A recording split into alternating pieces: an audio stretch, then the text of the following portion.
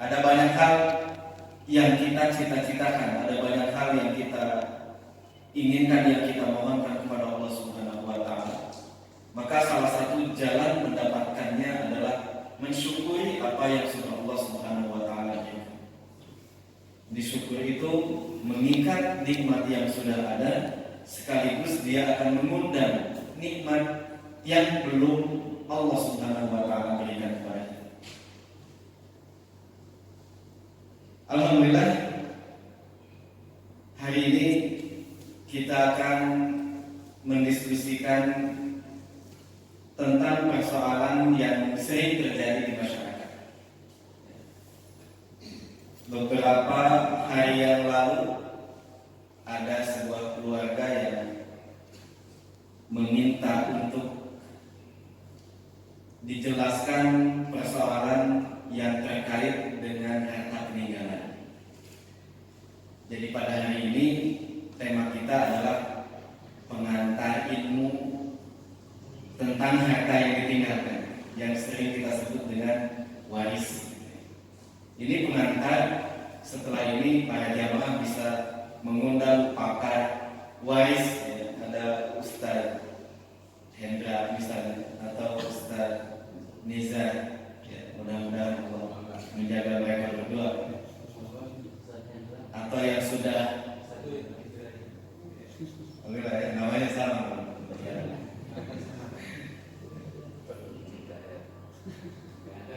Hari ini kita akan antarkan sehingga kita tahu persis ya betapa ilmu ini adalah ilmu yang sangat penting. Sebelumnya ada beberapa istilah yang perlu kita jelaskan biasa ya, dalam proses perpindahan kepemilikan sebuah harta dari orang tua untuk anaknya. Pertama ada istilah tirkah atau tarikah.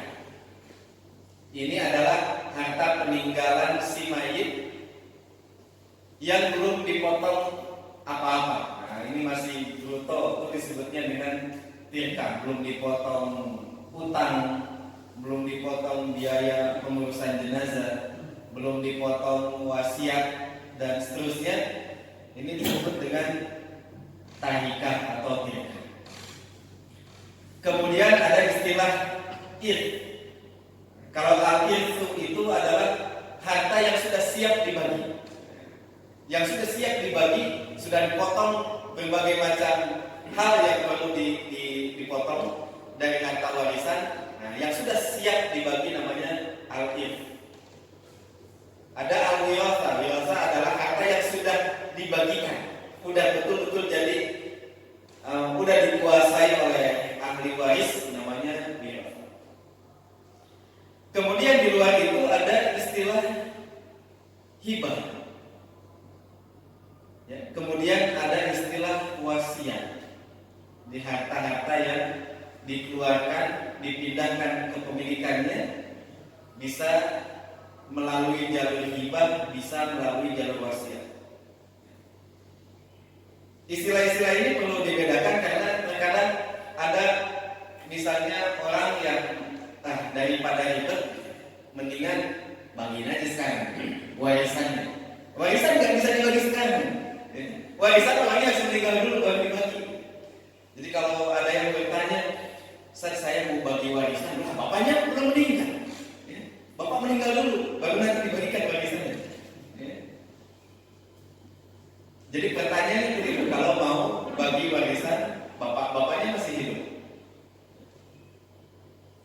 Memang ada opsi lain, yaitu dengan jalan hibah misalnya, dengan jalan hibah. Kemudian ada opsi berikutnya tapi tidak terkait dengan ahli waris, nanti namanya wasiat. Jadi kalau ada orang tua misalnya, saya bagikan aja lah sekarang, ya. Tapi berlakunya nanti kalau saya udah meninggal. Kan ada ya, sebagian orang tua di kampung begitu, dibagikan sekarang, tapi anaknya nggak boleh jual. Kalau mau jual nanti aja setelah bapak meninggal.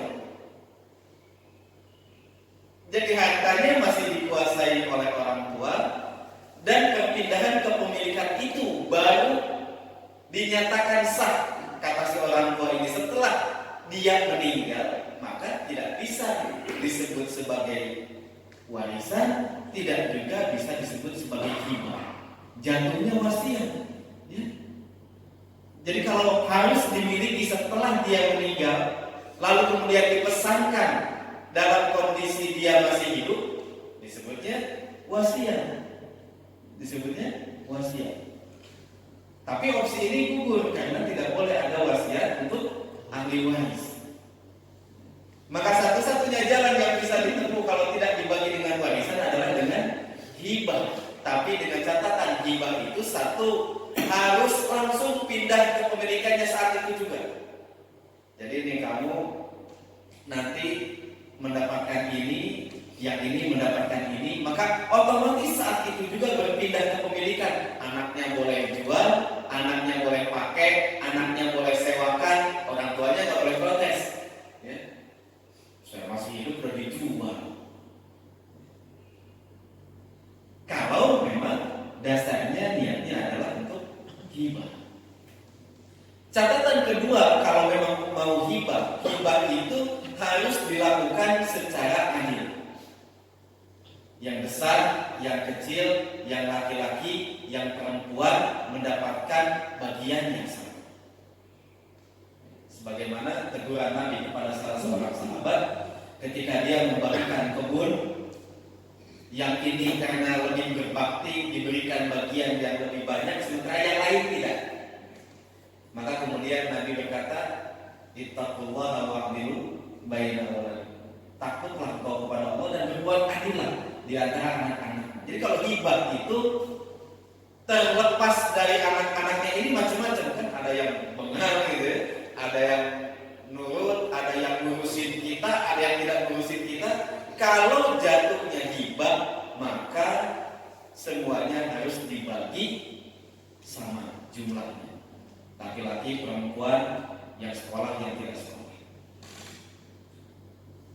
Ini hibah. Dan harus dilakukan ketika sehat, walafiat. Tidak boleh ketika kita sakit, yang besoknya kemudian kita meninggal dunia. Ya. Kalau hibah harus dilakukan secara sadar, lagi benar-benar sehat. Ya. Tidak ada tekanan dari pihak manapun, betul-betul sedang dalam keadaan fit, dibagikan baru boleh disebut hibah. Ini hibah. Kemudian catatan berikutnya, sebaiknya hibah itu tidak dilakukan untuk semua harta kita. Kalau harta kita punya nilai asetnya 10 miliar, ya hibah dibagikan anak-anaknya 8 miliar, tolong sisakan untuk dibagi secara warisan. Pertama, dengan demikian kita akan memelihara syariat waris yang telah Allah turunkan. Ya. Dan itu ada amalnya, ada ibadah dan ada pahalanya.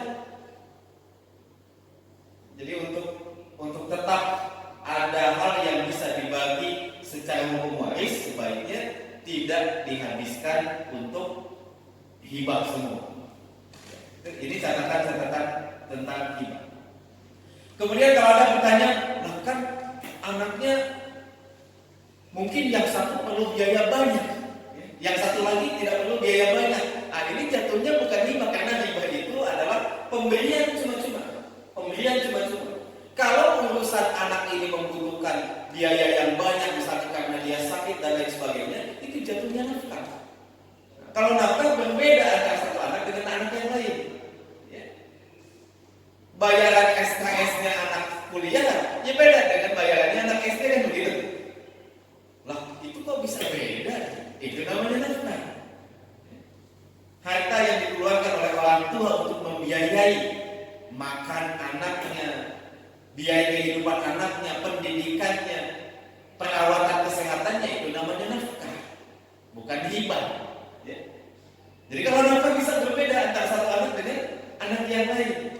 Maka seorang anak tidak boleh menggugat orang tuanya, misalnya, kamu mah dulu enak, ya, harta orang tua kita nih habis pakai biaya berobat kamu dulu.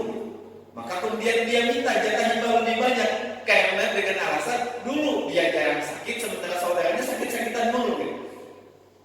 Nah, tidak bisa demikian karena itu jatuhnya nafkah. Ya, membiayai anak sakit bukan hibah, namanya nafkah, kewajiban orang tua.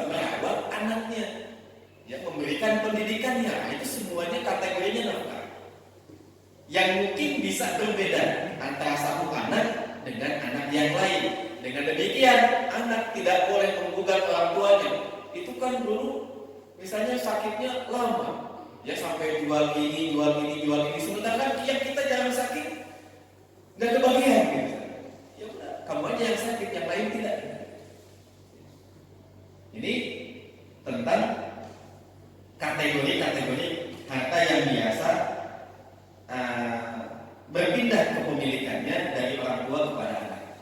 Jadi kalau hibah harus sama di antara satu anak dengan anak yang lain, tanpa kemudian kita membedakan apakah anak itu lebih berbakti kepada kita. Kan biasanya begitu ya. Ini nih ngurusin kita, kasih lebih banyak. Insya Allah dia akan ada balasan. Insya Allah dia akan mendapatkan berkahnya. Insya Allah dia akan mendapatkan penggantinya dari Allah Subhanahu wa Ta'ala. Sementara pembagian tetap dilakukan sesuai prosedur syariat. Kalau kita hitung-hitung kan begitu. Ini anak enak banget ya. Datang aja jarang, dapat bagian. Justru dalam kalkulasi saya tidak begitu. Anak yang sudah jauh kemudian mendapatkan perlakuan diskriminatif dalam pembagian akan menjadi semakin jauh. Mungkin begitu kan? Bisa jadi seperti itu. Makanya di seluruh ayat-ayat tentang pembagian itu Allah senantiasa mengatakan Allah tahu, kalian tidak tahu. Allah yang maha tahu dan Allah yang maha bijaksana dan seterusnya. Ya. Jadi tidak perlu menggunakan kalkulasi hitungan manusia. Percaya saja apa yang telah diputuskan oleh Allah Subhanahu wa Ta'ala itu adalah yang paling baik dan paling adil, paling bijaksana. Ini pertama tentang beberapa istilah. Jadi kalau kalian tanya ilmu waris itu apa? Jadi ilmu yang bercerita membahas tentang pembagian harta peninggalan kepada para ahli warisnya yang berhak dengan cara-cara tertentu. Hukum mempelajarinya fardu kifayah, sama dengan ilmu tafsir, sama dengan ilmu hadis. Hukum mempraktekkannya fardu ain. Hukum mempelajarinya fardu kifayah, mempraktekkannya fardu ain. Nah, kalau bisa begitu, tidak semua orang harus memahami ilmu waris ini dengan begitu detail. Tapi ketika itu terjadi, wajib dipraktekkan. Meskipun kita harus mengambil konsultan ahli waris. Tapi kan saya nggak bisa baginya. Panggil konsultannya, panggil yang bisa membagi warisan sesuai dengan syariat Islam. Karena hukumnya fardu ain. Yang mengerjakannya tidak tanggung-tanggung, mendapatkan surga. Enak ya, udah dapat warisan dapat surga lah. Udah dapat duit gratis, ya kan gratis warisan itu. Sesuatu yang diupayakan oleh orang tua kita dengan keringat, dengan darah mereka, tiba-tiba ahli warisnya, anaknya misalnya, ya mendapatkannya kan begitu saja, mendapatkan secara cuma-cuma. Setelah itu masuk surga lagi. Kalau dia ikhlas, kalau dia mau membaginya dengan cara seperti yang Allah turunkan. Misalnya di dalam surah An-Nisa itu, setelah Allah menjelaskan ayat 11 dan ayat 12 tentang hukum waris, Allah kemudian tutup tilka hududullah wa may yuti'illaha wa rasulahu. Itulah ketentuan-ketentuan Allah tentang cara membagi peninggalan harta pusaka. Dan barang siapa yang mentaati Allah dan Rasulnya dalam ketentuan ini, yudkhilhu jannat, Allah akan masukkan dia ke dalam surga. Nah, kan enak ya, udah dapat harta masuk surga.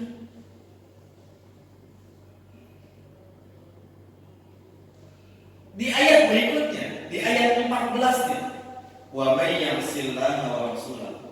Tapi barang siapa yang mendurhakai Allah, mendurhakai Rasulnya dalam hal pembagian ini, ya, dia tidak mau pakai ini karena dianggapnya tidak adil. Dia tidak mau pakai ini karena dianggapnya diskriminatif.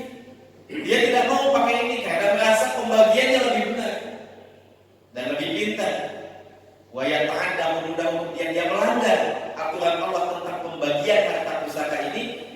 yudkhilhu nar, Allah akan masukkan dia ke dalam neraka. Makanya kan wajib. Ya. Para ulama mengatakan mempraktekkan hukum waris itu wajib. Tidak tanggung-tanggung orang yang tidak mau menggunakannya diancam yudkhilhu nar. Dia akan masuk ke dalam neraka. Apalagi kalau disertai tuduhan-tuduhan miring tentang syariat, para ulama mengatakan jatuh hukum kafir karena dia menentang syariat Allah Subhanahu wa taala. Ya, jadi ini kenapa ini penting diingatkan kembali, karena ternyata tidak main-main. Yang mau mengerjakan yang Allah kasih surga, ya, selain mendapatkan harta yang halal, yang berkah, yang sebenarnya tidak dia upayakan harta itu. Yang mengupayakan kan orang yang meninggalkan harta itu dapat surga. Orang yang tidak mau, kemudian dia mendurhakai Allah, mendurhakai Rasulullah, kemudian menentang kebijakan ini, maka Allah kemudian akan memasukkannya ke dalam. Nah, bahkan kalau disertai pengingkaran, disertai dengan tuduhan bahwa apa yang Allah turunkan itu tidak adil dan lain sebagainya, ada tambahannya, khalidan fiha, kekal dia di dalamnya, kekal dia di dalamnya. Sebenarnya ayat tentang waris itu cuma sedikit, ya. Bahkan intinya itu cuma ada di 3 ayat. Ya, jadi kalau mau belajar waris itu sebenarnya intinya cuma sedikit, ada di 3 ayat intinya. Ya. Karena ayat-ayat yang lain sudah tidak diberlakukan lagi hukumnya. Misalnya ada ayat waris di Al-Baqarah 180 sampai 182. Ini tentang wasiat. Kutiba alaikum idza hadara ahadakumul maut in taraka khairan al-wasiyah. Diwajibkan atas kalian kalau meninggal dunia itu wasiat wajib. Tapi kemudian ini dihapus. Ya. Untuk siapa wasiatnya? Lil walidaini wal aqrabin, untuk orang tua, kemudian untuk kaum kerabat dan lain sebagainya. 180 sampai 182. Kemudian 240 itu juga tentang waris wasiat dalam bentuk wasiat untuk istri. Untuk istri yang ditinggalkan oleh si suami yang mati. Karena mohon maklum, pada zaman jahiliyah istri itu tidak mendapatkan warisan. Istri, anak perempuan, kemudian anak laki-laki yang masih kecil tidak dapat warisan. Standar mereka itu yang dapat warisan itu yang bisa perang, yang gak ada gunanya buat apa dikasih warisan, gitu standarnya. Anak laki-laki, tapi dia belum bisa berperang, belum bisa menunggang kuda, belum bisa memanah, memainkan pedang, nggak dapat warisan. Kenapa? Nggak ada gunanya. Jadi yang dapat warisan itu laki-laki dewasa. Bahkan orang lain yang tadinya tidak dikenal, kemudian kalau dia itu laki-laki dewasa, tinggal diikat sumpah setia. Ya. Meskipun tidak lahir pada tanggal yang sama, tapi berharap nanti di tanggal yang sama, kan gitu sumpahnya. Ya. Sumpah mengangkat saudara angkat, dapat warisan dia, dapat dia warisan, asal bisa berperang. Perempuan lewat udah, ya. Istri apalagi, anak kecil meskipun laki-laki tapi masih kecil nggak dapat juga dia warisan, karena dianggapnya tidak ada gunanya, tidak sanggup untuk berperang, maka tidak dapat warisan.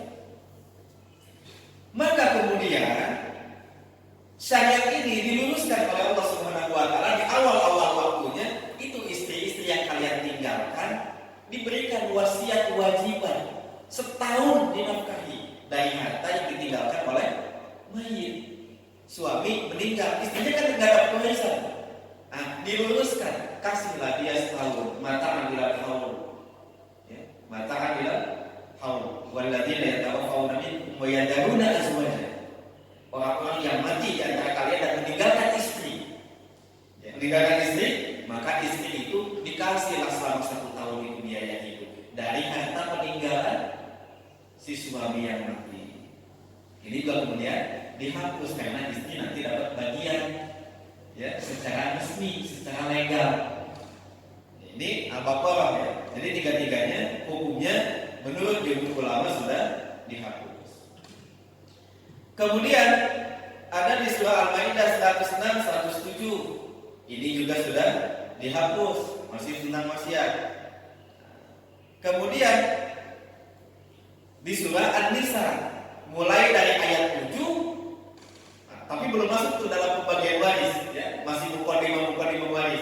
Intinya ada di ayat 11, 12, 176.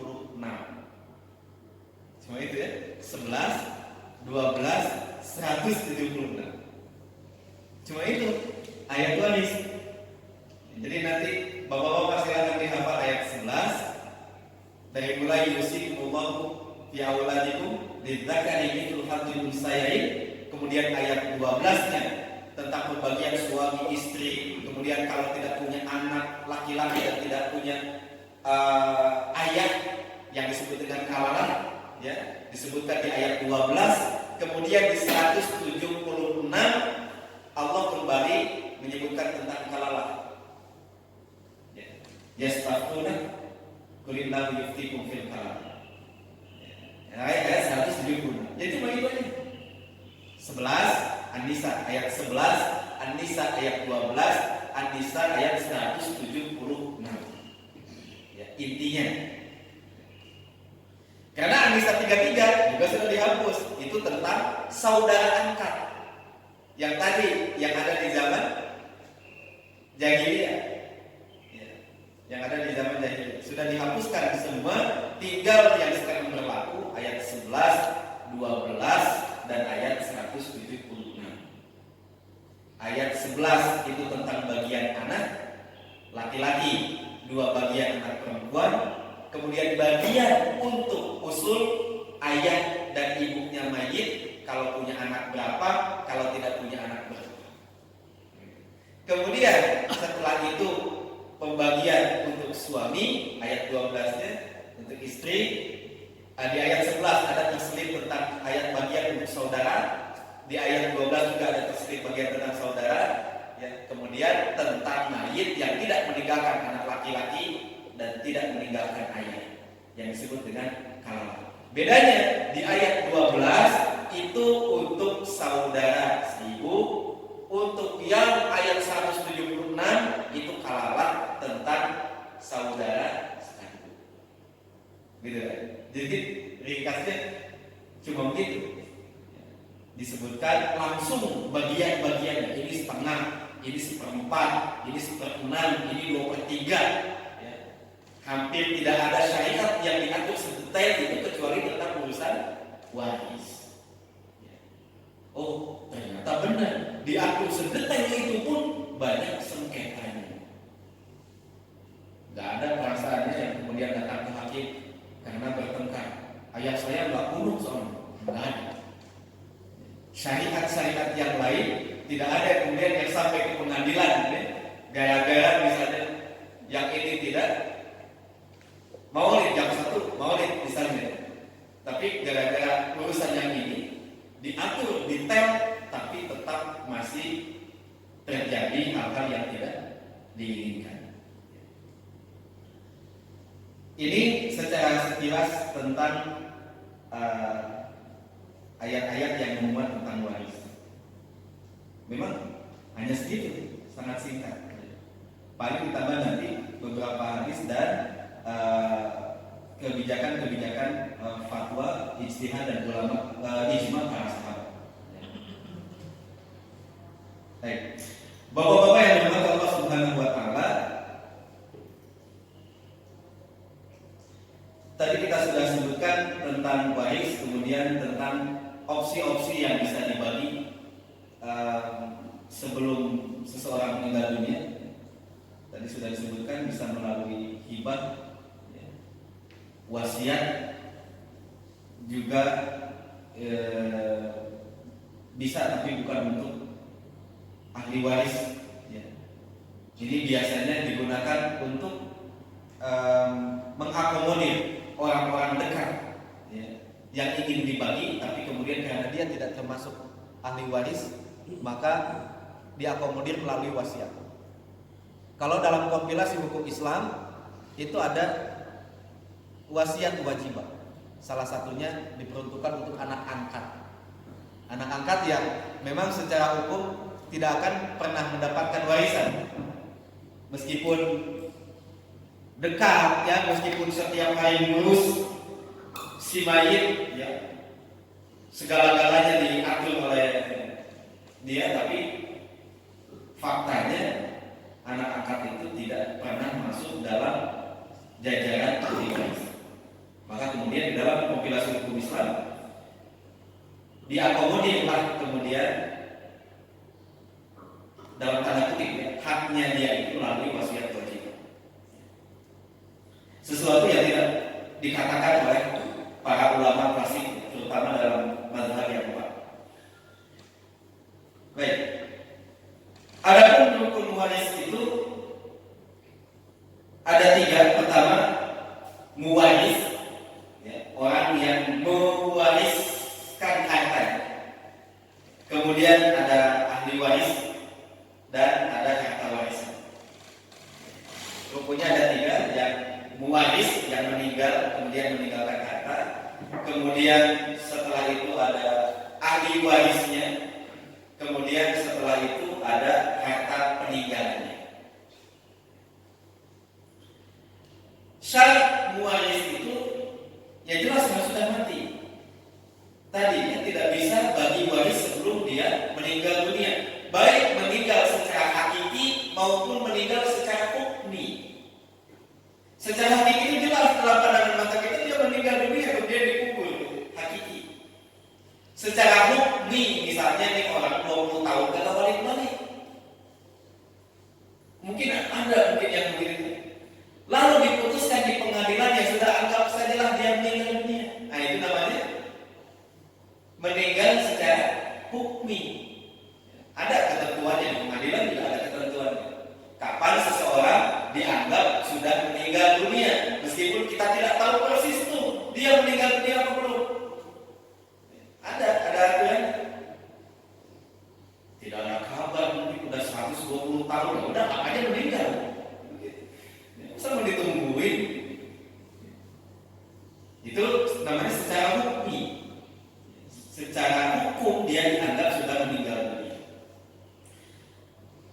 Kemudian syarat untuk ahli warisnya, dia harus hidup. Dia harus hidup ketika si pewaris meninggal dunia. Meskipun bedanya cuma 5 menit, meskipun bedanya cuma 1 menit. Ya. Contoh, sekeluarga jalan-jalan, tabrakan. Si ayah meninggal dunia. Semenit kemudian anaknya meninggal dunia. Maka cara membaginya adalah si ayah itu warisannya harus sampai dulu kepada anak sebelum kepada yang lain. Ini nanti dampaknya besar. Karena kalau ada anak akan ada banyak ahli waris yang akan tereliminasi. Ya, akan ada banyak ahli waris yang tereliminasi. Ini misalnya satu keluarga ada bapaknya, ada anak laki-laki. Si anak laki-laki ini sudah punya anak, ditinggal di rumah, misalnya ditinggal di rumah anaknya. Si bapak yang lagi nyetir ini punya saudara banyak, naik mobil tabrakan, meninggal dua-duanya.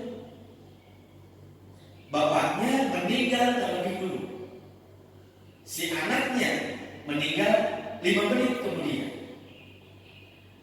Maka harta warisan si bapak ini ya diberikan kepada anaknya dan tidak mendapatkan bagian untuk saudara-saudaranya. Ya. Saudara-saudaranya tidak mendapatkan bagian. Kenapa? Karena ada anak laki-laki yang masih hidup meskipun 5 menit setelah dia meninggal dunia. Oh, ya? Ya. Karena kalau nggak begitu Pak, kalau tidak anak laki-laki ini tidak dihitung, warisan si bapak tadi maka akan menjadi saudara laki-lakinya, akan menjadi milik saudara perempuannya. Ya. samping. Kenapa? Karena anaknya dianggap tidak ada. Tapi kalau anaknya dianggap ada karena dia baru meninggal setelah bapaknya tadi meninggal, warisannya jatuh dulu ke anak. Ya, warisannya jatuh dulu ke anak. Sehingga harta warisan si bapak ini nanti akan menjadi anaknya si anak. Nah, gitu ya, bukan jadi milik saudaranya si bapak. Kan dampaknya besar. Dampaknya besar. Nah, maka syarat mutlak seorang ahli waris itu yang pertama, dia harus hidup ketika si pewaris meninggal dunia, meskipun hidupnya cuma sebentar. Kan beda kan? Kalau si anak ini tidak dihidup, maka warisan si bapak tadi akan menjadi milik ahli waris yang lainnya, saudara laki-lakinya, saudara perempuannya, dan seterusnya. Karena tidak ada anak laki-laki. Jadi kalau ada anak laki-laki, maka warisan itu cuma jatuh ke tangan 3 pihak saja. 1, istrinya si bapak yang meninggal. 2, orang tuanya kalau masih ada itu juga ya. Orang tuanya kalau masih ada. 3, anak laki-laki, selesai. Yang lain tidak akan dapat bagian. Yang lain tidak akan mendapatkan bagian. Beda kalau anak laki-laki ini dianggap tidak ada. Maka warisannya istrinya si bapak ini, orang tuanya kalau masih ada, kemudian saudara-saudaranya. Saudara-saudaranya mendapatkan bagian. Kemudian tidak ada penghalang. Jadi syaratnya si ahli waris jangan ada penghalang. Baik penghalang yang bersifat hukum. Penghalang yang bersifat hukum itu misalnya karena dia membunuh. Lama banget si bapak mati. Dibunuh. Justru karena dia membunuh pewaris, dia tidak mendapatkan warisan. Terhalang jadinya.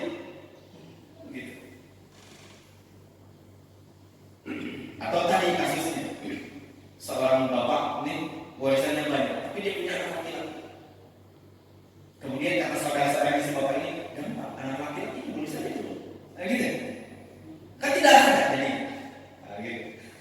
Maka kemudian bisa melebar ke saudara-saudara.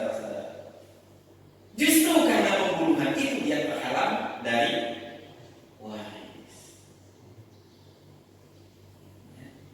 Berdasarkan hadis Nabi Sallallahu Alaihi Wasallam, tidak ada warisan bagi pembunuh waris atau yang membunuh ahli waris dengan tujuan untuk mendapat.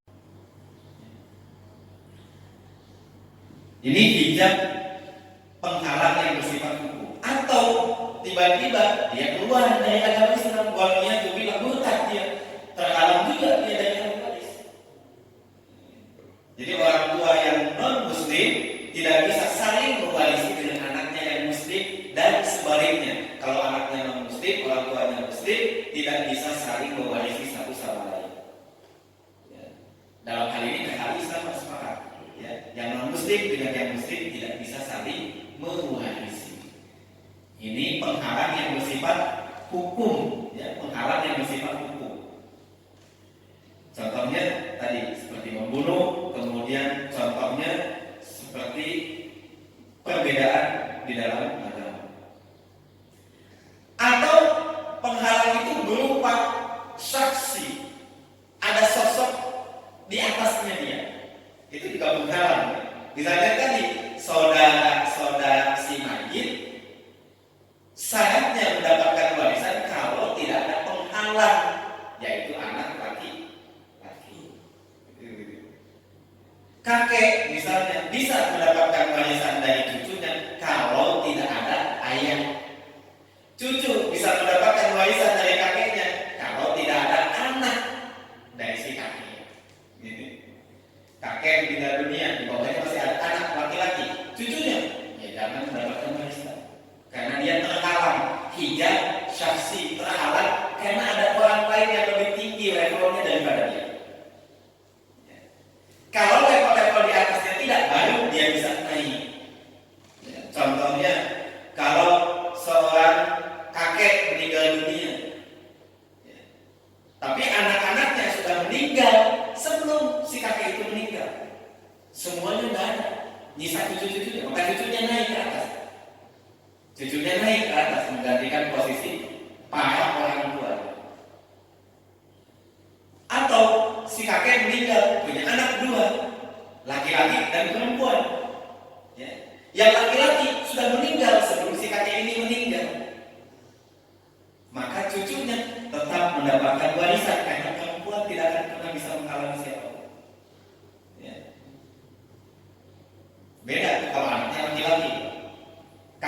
meninggal, si kakek-kakek meninggal, punya anak dua, laki-laki perempuan. Anak perempuan ini sudah meninggal dunia sebelum si kakek itu. Maka anak dari si anak perempuan ini, cucunya si kakek yang meninggal, tidak akan mendapatkan warisan karena dia terhalang masih ada anak laki-laki. Begitu ya. Laki-laki begitu, ngalangin mau. Ini hijab saksi. Hijab saksi ini bisa menghijab semua bagian atau hanya mengurangi sebagian. Hijab saksi ini, kalau hijab sifat itu menghalangi semua bagian. Yang kafir jelas nggak akan mendapatkan sedikit pun. Yang membunuh tidak akan mendapatkan sedikit pun misalnya. Itu hijab sifatnya begitu. Ya. Dia tidak akan mendapatkan bagian sedikit pun. Tapi kalau hijab saksi ini, ya, kalau hijab saksi ini kadang tidak mendapatkan sedikit pun, kadang hanya mengurangi bagiannya saja. Kadang hanya mengurangi bagiannya saja. Misalnya orang tua, ibu nih misalnya ibu itu kalau tidak ada ahli waris lain, dia mendapatkan 1/3. Dia mendapatkan 1/3. Tapi kalau ada anak, ibu jadi dapatnya 1/6. Akhirnya, jadi dia terhalang, tapi tidak menghalangi semua bagiannya, hanya bagiannya jadi lebih sedikit. Nah itu namanya hijab nuqsan. Hijab, tapi tidak menghalangi semua bagian warisan, hanya mengurangi jatahnya, kira-kira mengurangi jatahnya. Contohnya tadi, anak laki-laki atau anak yang akan mengurangi jatah orang tua, anak yang akan mengurangi jatah istri dari si mani. Kalau tidak punya anak, istri itu dapat 1/4. Kalau punya anak, terhalang sedikit, jadi 1/8. Tetap dapat bagian, tapi jadi 1/8. Kalau istrinya 1, kalau istrinya 2, 1/8 bagi 2. Makanya pada nggak mau. 8 bagi 2 lagi, rugi kan? Dengan 1. Kalau dia tidak punya anak, kan 1/4. Nah, berarti anak itu jadi hijab nuqsan, mengurangi bagian dari si ahli waris. Nah ini yang disebut dengan hijab. Jadi itu syarat-syarat dari ahli waris. Kemudian syarat-syarat untuk harta peninggalannya. Tadi ada syarat waris. Syarat waris itu dia meninggal dunia dulu. Dia meninggal dunia. Dan kemudian syarat ahli warisnya tadi sudah disebutkan, tidak ada penghalang, baik penghalang hukmi maupun penghalang yang bersifat saksi. Kemudian dia hidup ketika pewaris meninggal dunia, itu syarat mutlaknya seperti itu. Kemudian untuk harta yang ditinggalkannya, maka syaratnya adalah harus setelah selesai dikurangi beban biaya pengurusan mayit. Jadi pengurusan mayit itu diambil dari hartanya sendiri, ya. Diambil dari hartanya sendiri. Demikianlah kebiasaan orang-orang saleh. Ya anak mau nanggung ya silakan aja. Tapi yang jelas mayit itu diselenggarakan pemakamannya, dikubur untuk upah tukang gali kuburnya, beli kafannya dan lain sebagainya, diambil dari hartanya sendiri. Diambil dari hartanya sendiri. Kemudian utang. Ya, utang.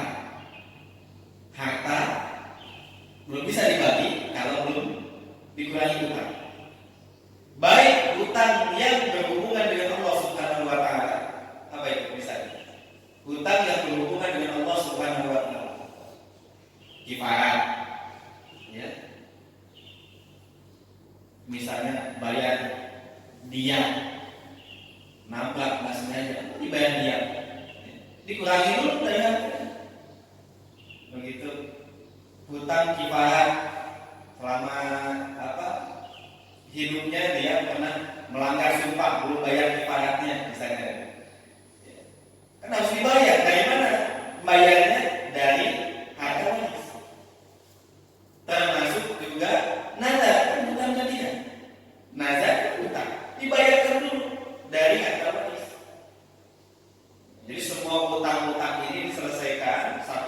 biaya pembiayaan jenazah. 2, bayarkan semua utang-utangnya. Kemudian termasuk zakatnya, kalau dia belum berzakat, bayarkan dulu zakatnya. Bukan zakat harta warisan, karena zakat warisan tidak ada zakatnya, kecuali kalau objeknya objek wajib zakat. Tapi khawatirnya di si mayit belum bayar zakat. Tahun ini belum bayar zakat, cukup meninggal dunia, bayarkan dulu zakat. Bayarkan dulu zakat. Setelah itu, nomor 3, wasiat. Wasiat mayit ditunaikan dulu. Mungkin dia pernah berpesan, saya punya karib kerabat yang dulu akrab, kemudian anak-anaknya, Masya Allah, kekurangan biaya, kalau saya meninggal kasih dah sekian, ya, dengan syarat tidak boleh lebih dari 1/3. Nah itu harus ditunaikan terlebih dahulu. Baru kemudian bisa dibagi. Kapan dibaginya? Ya terserah ahli waris. Ya. Tapi yang jelas semakin cepat semakin baik. Ya. Kadang-kadang sudah ada pemikiran baru aja meninggal, udah ribut soal warisan. Justru kalau tidak dibagi cepat ribut nanti. Ya. Taruh 2 tahun belum dibagi-bagi misalnya. Sementara pewaris pokoknya meninggal, misalnya anak-anaknya kan ribet. Ya. Itu satu, akan mengundang sengketa kalau tidak segera diselesaikan. Kedua, kita berharap mayit itu mendapatkan manfaat dari harta yang ditinggalkannya. Ya. Kan bahagia orang tua kita kalau hartanya kemudian digunakan untuk sesuatu yang diridhoi Allah Subhanahu wa Ta'ala. Dia akan mendapatkan pahalanya. Kalau belum dibagi kan gimana juga kita menggunakan gitu. Menyumbang masjid belum dibagi. Jadi kalau sudah dibagi, hartanya menjadi harta yang bermanfaat. Jadi yang ditinggalkan ahli waris tidak idle, tidak nganggur, tidak menjadi hal yang tidak terlalu bermanfaat. Kalau sudah dibagi, masing-masing ahli waris kan bisa memanfaatkan itu lebih baik. Ya, dan itu mudah-mudahan menjadi amal buat si mayit itu sendiri. Kemudian yang ketiga, khawatir ada ahli waris yang membutuhkan, kemudian karena belum dibagi, tahan haknya, kan dosa. Ya, dosa.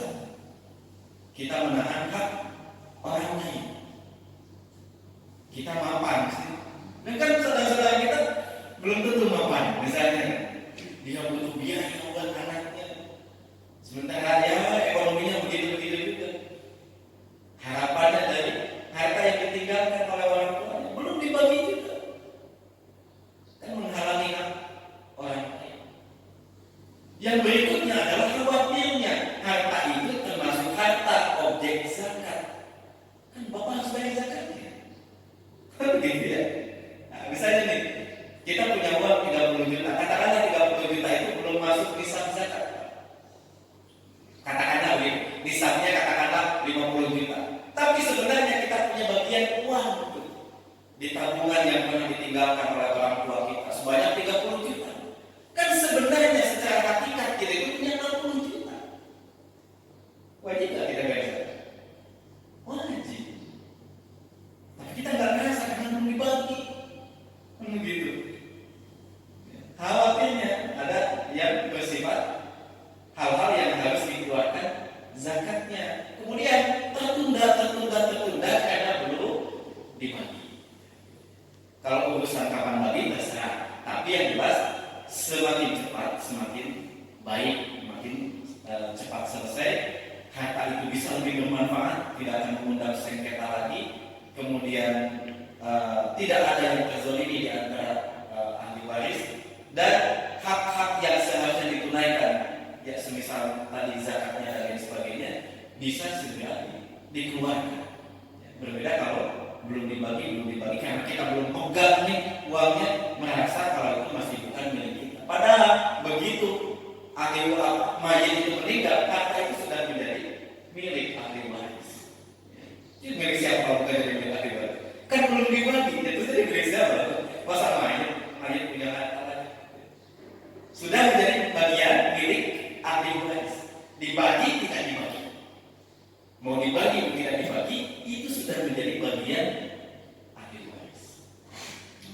Baik Bapak-bapak yang dirahmati Allah Subhanahu wa taala, ini yang bisa saya sampaikan ya, sebagai pengantar. Kalau ada kesempatan berarti kita akan membahas bagian-bagian dan lain sebagainya secara sederhana. Ya. Kalau diperlukan expert, sudah banyak para konsultan waris yang sudah sering menangani persoalan-persoalan waris yang ada di masyarakat kita. Ini hanya sebatas pengantar, demikianlah sekelumit tentang ilmu waris yang sebenarnya sekali lagi sederhana, hanya dikutip dalam 3 ayat saja yang sekarang dipakai. 11 An-Nisa, 12 dan 176. Ya, 11 tentang yusikumullahu fi auladikum dan sampai akhir ayatnya. Kemudian ayat 12 tentang walaupun rubuh dan seterusnya, tentang pembagian suami istri kalau punya anak, kalau tidak punya anak, kemudian bagian saudara dan seterusnya, tentang halal. Kemudian 176-nya kembali membahas tentang halal untuk saudara kandung. Demikian, wallahu taala a'lam. Apabila ada hal-hal yang perlu didiskusikan,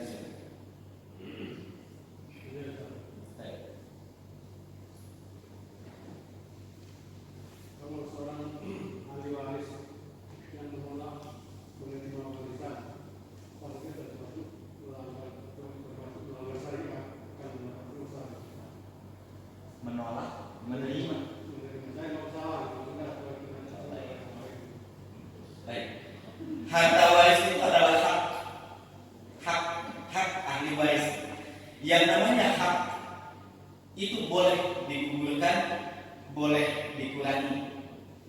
Makanya nanti, gimana ya, kasihan yang perempuan kalau cuma dapat setengah, itu terserah, silakan antum kumpul lagi. Yang penting bagi dulu secara syariat. Ini dapat sekian, dapat sekian, dapat sekian. Kalau semuanya ridho dengan bagian itu, kemudian bersepakat lagi, tidak ada masalah. Misalnya, udahlah, saya kan udah ada ini, aset sudah banyak dan lain sebagainya. Udah buat anak perempuan aja. Nggak jadi masalah. Atau dikurangi, ya udah kan punya saya kan 2 kali lipatnya anak perempuan, udah samain aja. Nggak jadi masalah kita. Mau digugurkan sebagian boleh, mau digugurkan semuanya boleh. Yang jelas dia sudah tahu bagiannya. Kalau dengan keriduan hatinya dia tidak mengambil, tidak menjadi masalah. Tidak menjadi masalah. Ya, yang jelas setiap orang harus tahu dulu nih bagian sekian. Ya, yang laki, yang perempuan, yang lain, pokoknya dibagi semua. Nah, setelah itu semuanya bersepakat untuk dengan keriduan, tidak ada paksaan. Ya sudahlah, karena saya juga misalnya, kamu kan punya anak yang banyak, kemudian ada yang sering sakit-sakitan, bagian saya ambil aja, saya ambil segini aja, tidak ada masalah. Itu malah menunjukkan sebuah sikap saling mencintai di antara sesama saudara. Asal tadi saya rasa setiap orang sudah mengetahui, memahami hak-haknya. Ada pun setelah itu kan sering ya, dibagi lagi, kita serah. Yang penting syariat itu sudah dijalankan, setiap orang menerima. Yang perempuan menerima, ya, memang bagian saya segini, saya terima saja dengan lapang dada. Kemudian setelah itu yang laki-laki, ya udah mbak misalnya, saya juga tidak betul-betul banget gitu ya. Udah bagi aja anak lainnya, tidak jadi masalah. Gitu ya. Jadi kalau hak mau digugurkan, silakan, mau dikurangi, juga silakan. Asal jangan digugurkan dan dikurangi orang lain. Kalau hak punya kita sendiri digugurkan atau dikurangi tidak jadi masalah.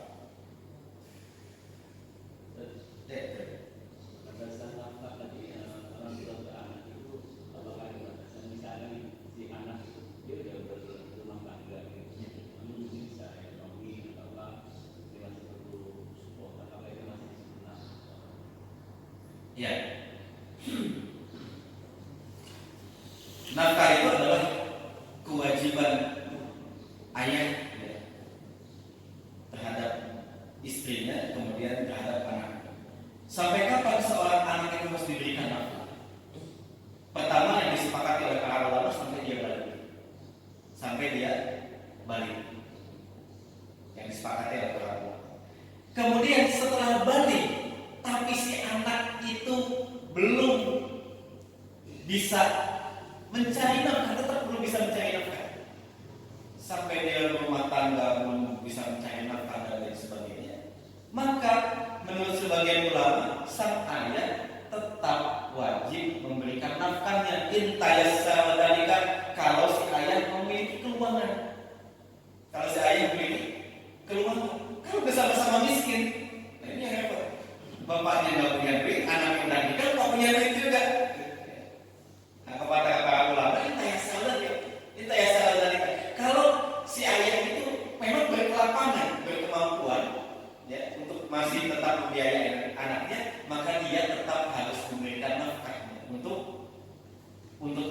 untuk anaknya meskipun sudah dewasa, tapi karena sebab tertentu si anak ini belum bisa mencari nafkah. Sama dengan anak ke orang tua, nafkahnya ditanggung anak apabila orang tua tidak sanggup mencari nafkah. Kalau ayah sanggup mencari nafkah, sebenarnya nafkahnya tidak ditanggungkan. Adapun pembelian itu disebut sebagai hadiah, disebut sebagai hibah, disebut sebagai ya tanda berbakti seorang anak, tapi bukan nafkah. Ya, tapi bukan nafkah. Jadi demikian. Jadi kalau misalnya ayah memiliki kelapangan, maka dia tetap diharuskan mensupport nafkah anaknya meskipun dia sudah dewasa, meskipun dia sudah menikah. Itu kalau dalam mazhab Imam Malik, seseorang itu masih bisa disebut satu keluarga. Ya, dalam hal udhiyah kan satu kambing si anaknya untuk satu keluarga. Maka yang dimaksud satu keluarga itu kalau jalur nafkahnya sama. Di rumah itu jalur nafkahnya sama ayah. Yang lain meskipun udah dewasa belum pada punya kerjaan. Itu menunjukkan bahwa ayah tetap memberikan nafkah kepada anak-anaknya yang meskipun sudah dewasa tapi belum bisa berdiri sendiri. Kemudian yang kedua, hidup di dalam satu rumah. Ya. Kemudian yang ketiga, punya hubungan nasab, itu disebut sebagai satu keluarga. Jadi demikian. Ya.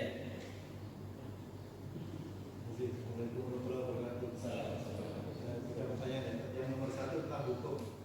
Ini selain 11, 12, 176 An-Nisa sudah dihapus. Dihapusnya itu apakah pakai ayat atau pakai hadis atau tafsir dari 11, 12 dan 176.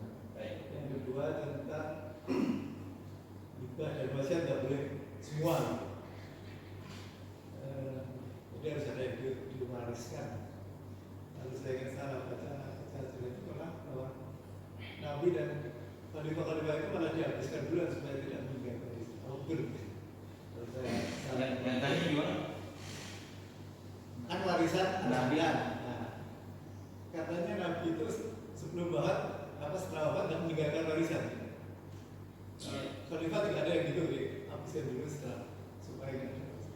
Yang ketiga ini yang praktis, kalau anaknya perempuan tidak punya saudara, orang tua sudah tidak ada. Katanya kalau laki-laki kan habisin semua turun ke anaknya. Kalau perempuan ya sisanya itu kemana? Terima kasih. Baik. Yang pertama tentang penghapusan hukum itu. Dalam teori nasakh dan mansukh ayat-ayat Al-Quran itu, mayoritas jumhur ulama mengatakan ayat-ayat Al-Quran sah, bisa dihapus dengan hadis yang sahih, yang valid. Makanya kemudian ayat tentang wasiat itu dihapus oleh hadis la wasiat al-waris. Kemudian ayat tentang pembagian waris walatina aqadat aymanukum dalam An-Nisa ayat 33 itu dihapus oleh An-Nisa ayat 11. Dihapus oleh An-Nisa ayat 11. Jadi ada yang dihapus langsung oleh ayat, ada yang dihapus oleh hadis. Ya. Yang dihapus oleh ayat contohnya 33 tentang pembagian waris antar saudara angkat. Kemudian pembagian waris tentang kaum muhajirin dan kaum ansor. Karena dulu Nabi pernah melakukan sistem waris muhajirin dengan ansor. Ya, yang gak hijrah gak dapat warisan. Yang dapat warisan itu muhajirin, ansor yang dipersaudarakan, jadi saudara angkat gitu ya. Ta'akhir namanya. Begitu tiba di Madinah, kamu bersaudara dengan ini, kamu bersaudara dengan ini. Itu kan yang dilakukan oleh Nabi SAW. Maka saudara ini yang tadinya bukan saudara, yang muhajirin dipersaudarakan dengan ansor, itu saling mewarisi. Ya, bangun aulia ubah. Ya, mereka menjadi wali sebagian di sebagian yang lain, mau mewarisi sebagian di sebagian yang lain. Kemudian setelah itu turun ayat An-Nisa ayat 11, maka ketentuannya dihapus oleh An-Nisa ayat 11. Ya, bahwa yang saudara angkat, muhajirin, ansar dan lain-lain itu tidak diberlakukan. Ini tentang yang dihapus. Ayatnya masih tetap ada, hukumnya diangkat, hukumnya dihapus oleh ayat. Loh, kok bisa dihapus? Ya. Nah, ini adalah salah satu hikmahnya menunjukkan bahwa pensyariatan di dalam hukum Islam itu memang bertahap. Jadi ketika Allah ingin membatalkan sistem waris pada zaman jahiliyah, perempuan nggak dapat, istri nggak dapat, apa yang pertama kali dilakukan? Itu perempuan, kalau kamu meninggal dunia, berikan dia nafkah 1 tahun, terus 1 tahun, ya kan dari situ tuh diawali dari situ. Kemudian wasiat, kemudian diganti istrimu itu mendapatkan warisan 1/4 dari harta peninggalan, gitu ya. Jadi bertahap sampai diputuskan finalnya dalam 11, 12, 176.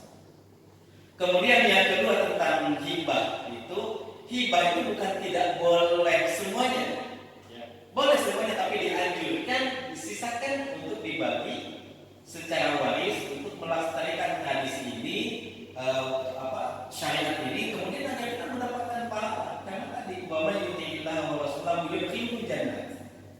Yang taat dengan pembagian ini dia akan masuk surga. Ya. Jadi saya kalau dilewatkan.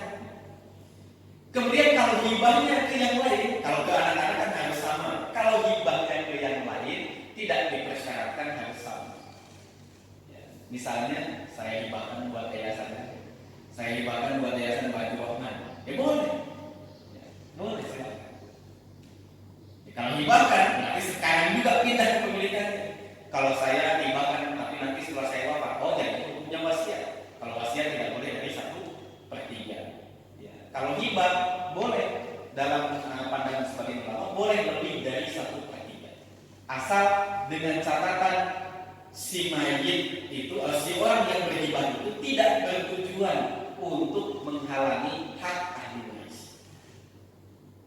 Hati-hati ya, niat itu dihitung. Ya. Niat itu dihitung. Contoh, suami menceraikan istrinya dengan niat agar dia tidak mendapatkan warisan. Ini suami nikah punya istri A, istri dia nikah lagi punya istri B. Lalu dia ceraikan. Dia ceraikan salah satunya agar yang salah satu ini tidak mendapatkan warisan. Kan tadi dia harus dibagi 2 ya. Kalau dia tidak punya anak berarti 1/4 bagi 2, istri muda dan istri tuanya. Kalau punya anak 1/8, maka diceraikan salah satunya dengan tujuan agar dia tidak memperoleh warisan. Maka hukum itu dibatalkan. Dia tetap dapat warisan. Dia tetap dapat warisan. Jadi niatnya dihitung. Kalau dia hibah, dia saudara-saudara saya, dia nggak punya anak, dia punya saudaranya. Berarti kan nanti warisannya jatuh ke saudara. Dia hibahkan dengan tujuan biar saudara saya nggak ada yang dapat warisan saya. Nggak boleh, ya, nggak boleh. Jadi jangan punya niat menghalangi sesuatu yang menjadi hak milik orang lain. Kalau tidak ada ahli waris sama sekali, ya.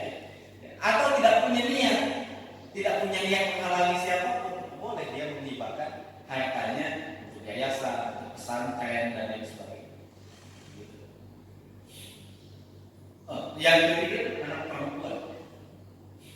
Anak perempuan kalau dia mendapatkan anak laki-laki lain, dia mendapatkan setengah. Ada siapa lagi? Mayitnya meninggal anak perempuan terus Anak perempuan saja. saja. Nggak ada yang lain. Dan kan dia dapatnya cuma dapat 3 misalnya. Sisa dan sepertiga itu. Saudaranya juga, Nggak ada. saudaranya juga tidak ada. Baik. Ada yang disebut dengan mengembalikan. Ada yang disebut dengan mengembalikan. Jadi setengah, sisanya setengah lagi. Ada yang mengatakan diberikan untuk kerabat. Kerabat kan bukan ahli waris. Kerabat bukan ahli waris. Ada yang mengatakan dibagikan untuk kerabat. Ada yang mengatakan dikembalikan kepada anak perempuan. Dikembalikan kepada anak perempuan. Jadi dia dapat setengah, kemudian dia dapat setengah lagi. Cara ngitungnya itu kalau setengah sama setengah sih gampang. Ya. Ada kasus yang lain misalnya dapatnya cuma 1/3. 1/3. 1/3. Nanti sisanya 1/3 dari sisanya dibagi dia lagi. 1/3 dari sisanya itu dibagi dia lagi. Terus begitu sampai selesai. Ya. Jadi untuk bagian anak perempuan yang sama sekali tidak menyisakan ahli waris yang lain. Tidak ada ayah, tidak ada saudara, tidak ada paman, tidak ada kakek, semuanya tidak ada. Betul-betul cuma bersendirian. Ya. Maka bagian dia adalah 1/2. Yang sepakati 1/2. Ya. Itu tadi yang disebut dengan pembagian yang dikembalikan. Ya, disebut dengan sistem RON. Dikembalikan 1/2, nanti sisanya setengahnya lagi. Sisa dari itu setengahnya lagi begitu. Jadi kalau 50 juta bagi dia itu setengahnya 25 juta. 25 juta itu setengahnya buat dia lagi. 12,5 juta. Itu kalau masih ada, setengahnya buat dia lagi.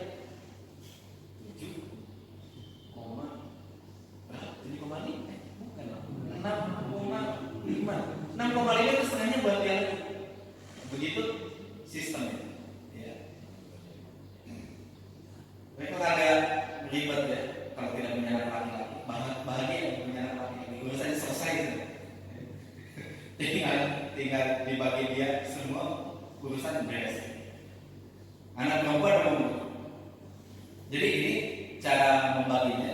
Ada yang kemudian dikembalikan kepada kerabat yang tidak memiliki.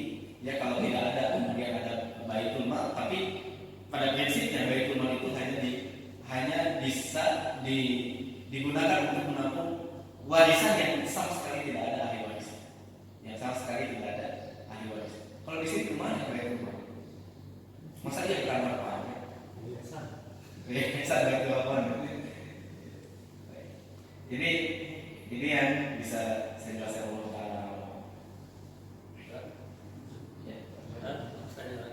Ya, satu lagi ya. Sampai puas. Di hukum nasional itu kan ada batasan hibah itu 1/3 maksimal. Di hukum Islam itu ada nggak batasannya? Terus yang kedua, harta gonogiri giri itu diatur di hukum Islam. Terus juga yang ketiga, anak angkat itu dapat gak warisan? Ya, itu aja. Baik. Untuk 1/3 dalam hibah itu memang ada beberapa hal di dalam KHI itu yang berbeda dengan fikih klasik.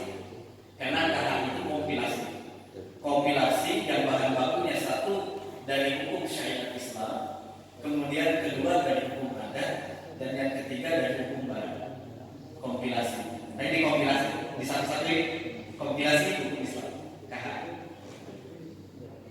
Salah satu yang berbeda tadi satu tentang anak angkat. Anak angkat itu otomatis mendapatkan wasiat kewajiban maksimal 1/3 dalam KHI. Ya, dalam aturan fikih tidak ada. Yang fikih klasik tidak ada. Kalau seandainya si mayit tidak pernah berwasiat, berarti dia tidak mendapatkan. Kemudian yang berbeda lagi itu tadi tentang hibah. Dalam fikih klasik tidak dibatasi, dalam dua pendapat ulama yang paling kuat, hibah itu tidak dibatasi. Tapi sebaiknya disisakan. Nah, sebaiknya disisakan. Tadi kalau sudah dihibahkan kepada Pak ahli waris, sudah kamu dapat 5M, sisakan. Misalnya 1 miliar untuk dibagi secara waris. Dianjurkan untuk disisakan. Kalau dia baginya bukan ke ahli waris, hibahnya bukan ke ahli waris, tapi ke pihak lain, misalnya ke pesantren, ke yayasan, atau ke orang lain, maka hibah itu boleh dilakukan asal tidak punya niat menghalangi ahli waris mendapatkan warisan. Begitu ya. Ini ketentuan tentang hibah. Dilakukan saat sehat, karena kalau saat sakit tidak jadi hibah.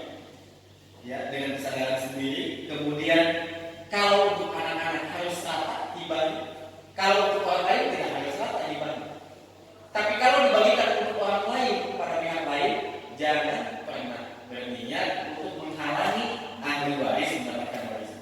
Kalau ada indikasi itu, hibahnya dianggap tidak sah. Ya. Jadi kalau dalam aturan fikih klasik itu hibah memang tidak dibatasi. Dalam KHI hibah dibatasi sama dengan wasiat 1/3. Tadi tujuannya agar tidak ada yang neko-neko kemudian menghalangi jatah ahli waris. Makanya kalau hibah itu 1/3 paling banyak. Kalau hibahnya ke orang lain, sekali lagi. Kalau hibahnya ke anak-anak sendiri, mau semuanya juga boleh. Dengan catatan harus sama besarnya, harus sama besar. Satu lagi Pak Kram. Teknologi ini, kalau teknologi ini itu tidak ada sebenarnya di dalam Islam. Dalam Islam itu adanya satu, kalau yang dimaksud teknologi itu adalah harta campuran, maka dalam Islam itu satu ada harta yang murni milik suami dan itu harus dihormati istrinya. Ada harta murni milik istri, bawaan istri memang, warisan dari orang tuanya atau hadiah dari suaminya, mahar dari suami itu mutlak milik istri, tidak boleh diganggu-gugat. Ya. Kemudian apa lagi? Mungkin istri bekerja juga, tapi milik istri semua. Maka harta suami, harta istri bisa semua. Nah, yang jadi persoalan adalah harta yang bercampur. Ya. Ini rumah, perabotan rumah dibelinya berdua gitu. Maka langkahnya adalah harus dipisahkan dulu mana punya suami, mana punya istri. Tetap harus begitu. Ya. Kalau tidak bisa, maka dengan cara sulhu. Sulhu itu kesepakatan. Udah lama, ya yang udah bingung juga nih, gini ngaturnya. Ya udah, mama segini, saya segini, gitu ya. Boleh, silakan. Dua-duanya setuju, 50-50 lah, mah. Ini rumah dari mulai bikin itu patungan, joinan, karena dua-duanya kerja juga gitu ya. Tabungan udah nggak tahu lagi di duit siapa, ada berapa dan lain sebagainya. Maka kemudian harus dipisahkan. Kalau tidak dipisahkan, kalau tidak bisa dipisahkan, nyambung, nggak bisa lagi diidentifikasi berapa punya siapa dan lain sebagainya. Maka silakan satu sulhu.